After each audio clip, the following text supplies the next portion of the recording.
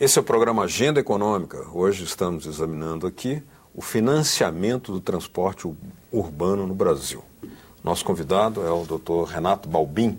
Ele é técnico em planejamento e pesquisa do IPEA, Instituto de Pesquisa Econômica Aplicada. Participa do programa o jornalista Ronaldo Martins. Como a gente anunciou antes, aquela relação entre transporte e Bolsa Família, ela suscita uma série de visões interessantes, né?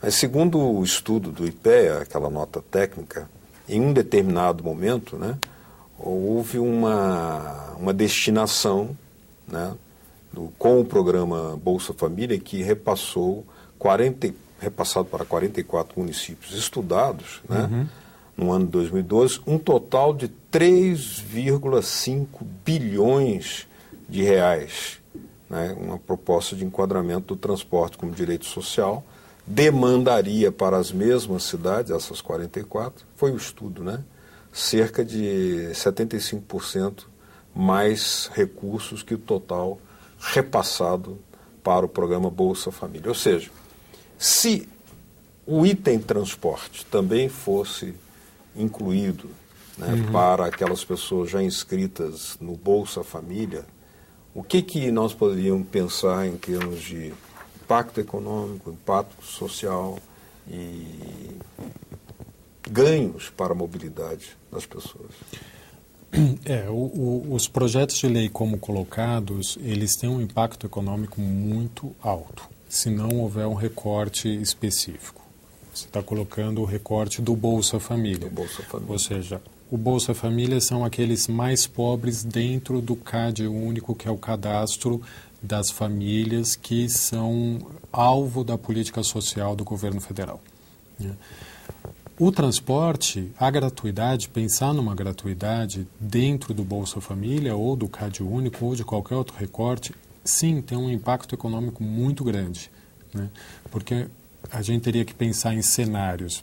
Um dos cenários é imaginar que se garantisse que a pessoa vá e volte todos os dias úteis ao trabalho ou ao estudo ou alguma outra tarefa. Ou seja, uma viagem de ida e volta. 2 viagens durante 22 dias seriam 44 viagens por dia.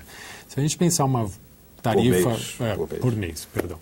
Se pensar numa tarifa aí de R$3, simplesmente para simplificar os cálculos, né, a gente estaria falando de R$132 por mês, seria o custo por pessoa, né?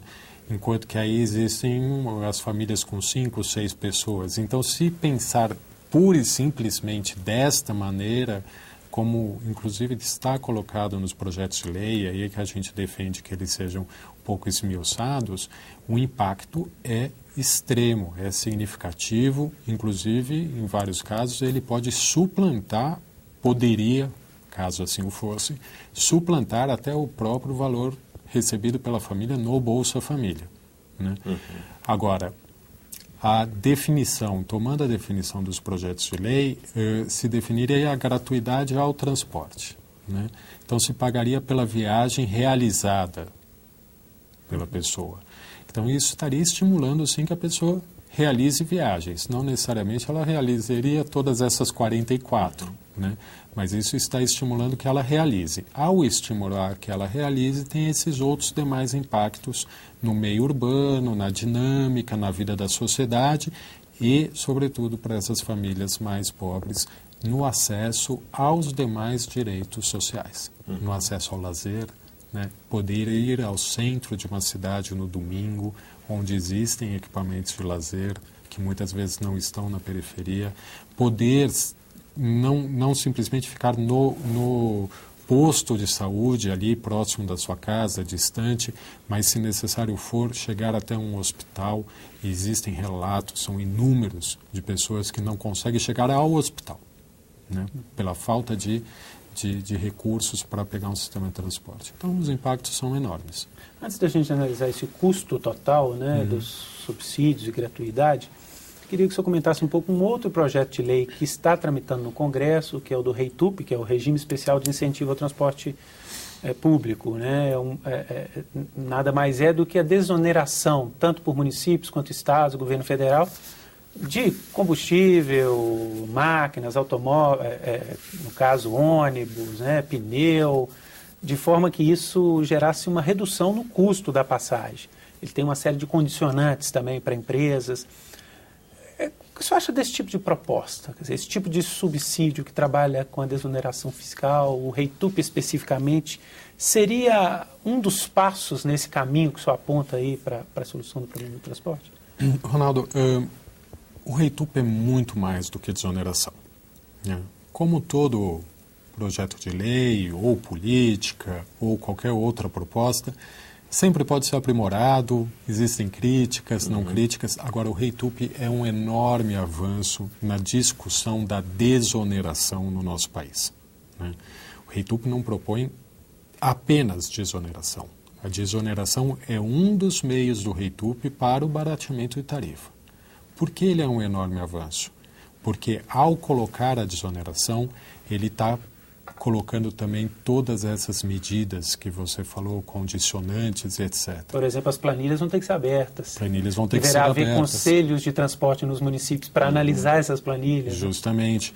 Um laudo econômico que mostre o quanto a desoneração ela impacta no valor da tarifa, um acordo entre a empresa e um conveniamento, e isso é fantástico, um conveniamento entre a União, estados e municípios, falando, vocês desoneram e eu abaixo a tarifa em tantos reais, tantos centavos. A exigência da licitação para o transporte em todos os municípios. A definição de que essa licitação tem que ser feita segundo a legislação mais recente de concessões, etc. Então, tem uma série de condicionantes. Isso é um avanço na discussão sobre desoneração nesse país fantástico, porque estamos vivendo aí, inclusive, um período de muitas desonerações. Num movimento econômico anticíclico, lá da crise de 2008, inauguramos esse mecanismo de maneira mais robusta. Desonerações sempre aconteceram, mas de uma maneira robusta num movimento anticíclico com a crise. Entretanto, não se pediu muita coisa em troca. O REITUP, ele coloca o que se quer em troca. Ele quer a integração do sistema de transporte. Não existe desoneração em sistema que não seja integrado. E a integração é muito necessária para trazer novos usuários, uma nova demanda para o sistema de transporte, para que ele possa ser planejado. Ele faz algo fundamental, já discutimos aqui a questão das regiões metropolitanas.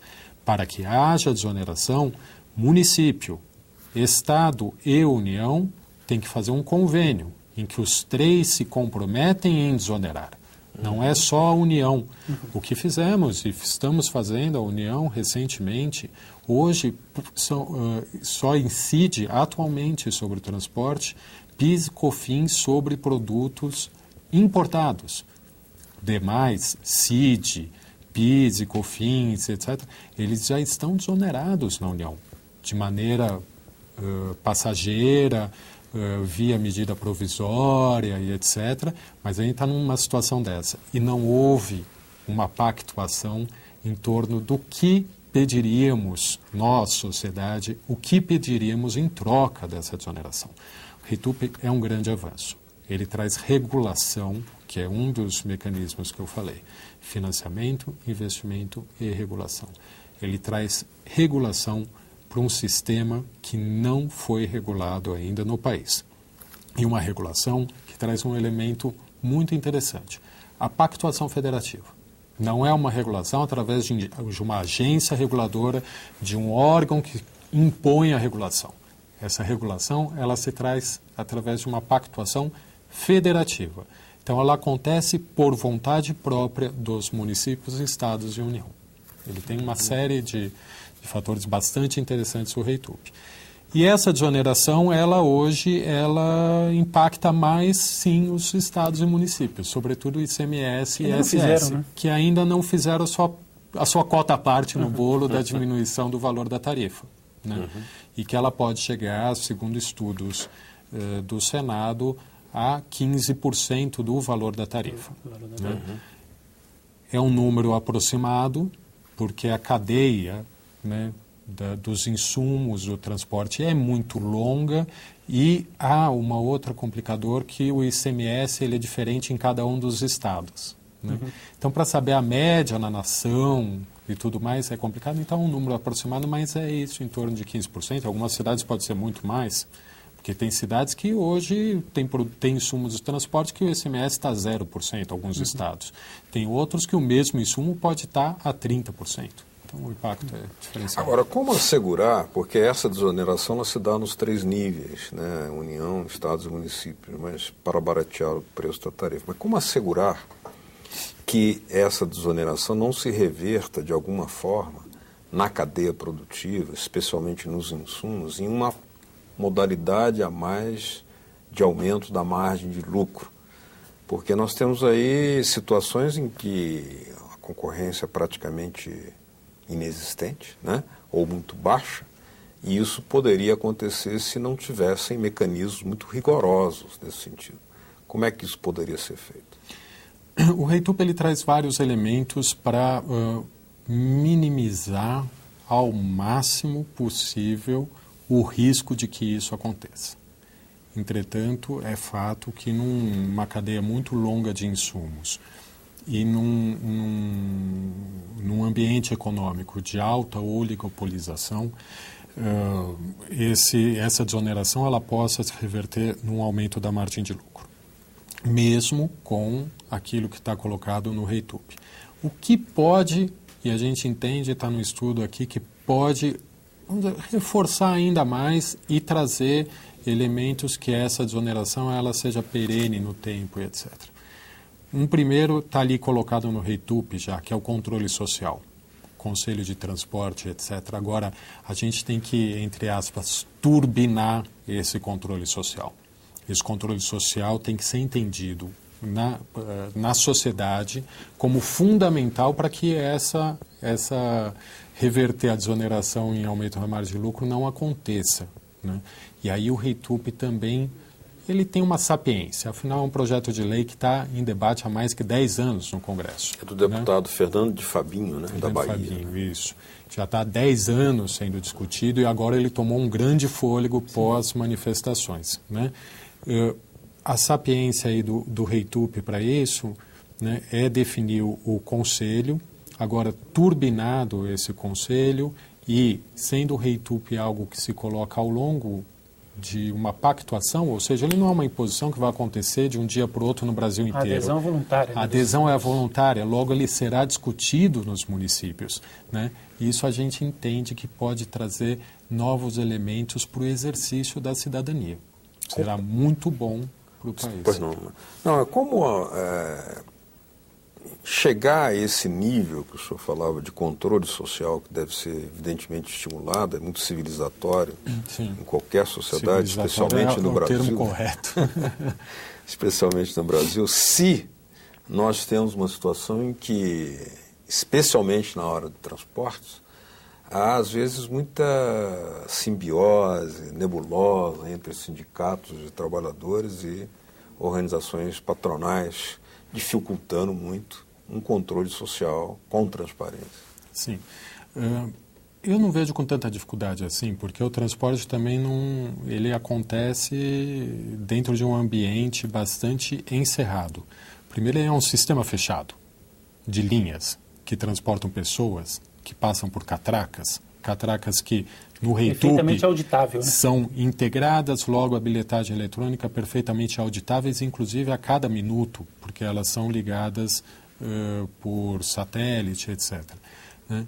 Fora isso, não existe muito por onde escapar. Se tudo isso for transparente, um ônibus com 4 pneus, com combustível, com uma média de gasto, etc. A sociedade pode controlar isso. Além disso, a gente falou da gratuidade. Se a gratuidade acontecer via REITUP, há um outro controle. O Estado, que pagaria pela gratuidade, passa a ser o maior comprador do serviço de transporte. Né? E assim como acontece, e já aconteceu na saúde, né? Esse poder de compra do Estado, ele regula muito o ambiente econômico. A gente está chegando ao final, mas eu queria que o senhor fizesse qual que é a opinião de vocês, a avaliação de vocês sobre toda essa produção legislativa que está acontecendo no Congresso e como integrá-la, né? Falamos aqui hoje de vários projetos que discutem a questão do transporte. A nossa posição ela é de que assim, temos um ambiente muito propício hoje a discutir uma transformação no sistema de transporte no país. Usar a desoneração com esse sistema federativo que a gente está trabalhando e as gratuidades junto seria uma grande solução, um grande avanço para o transporte. Gratuidades que seriam colocadas, né, ao longo do tempo, junto com essa pactuação do REITUP, junto com o sistema de regulação, dando transparência, inclusive, às gratuidades, é fundamental. Então, entender gratuidades, desoneração, regulação e investimentos que já acontecem via PAC e que podem acontecer. Então, um ambiente assim, que ainda não havia sido colocado na sociedade brasileira e que está colocado hoje, e com ainda o clamor social, a gente espera e faz votos, né, de que a gente consiga avançar junto ao Executivo, Congresso, a sociedade, etc. Muito bem, estamos chegando ao final do nosso programa aqui hoje, a Agenda Econômica, que examinou o financiamento ao transporte urbano no Brasil. Queria agradecer especialmente a sua atenção, a sua audiência aí de casa e dizer que suas ponderações, críticas, dicas, sugestões são muito bem-vindas, elas fazem parte da nossa estratégia para construir novas pautas, novos programas, novos temas, e elas podem ser enviadas por esse endereço que está aí na sua telinha, pelo qual também você pode baixar, né, esse e outros programas da TV Senado. O endereço é o www.senado.leg.br/TV. Muito obrigado pela sua audiência. Muito obrigado, doutor Renato Balbim, pela sua participação. Estaremos sempre de portas abertas aqui. E agradeço também a participação do meu colega, jornalista Ronaldo Martins. Ficamos por aqui. Até o próximo programa Agenda Econômica. Tchau.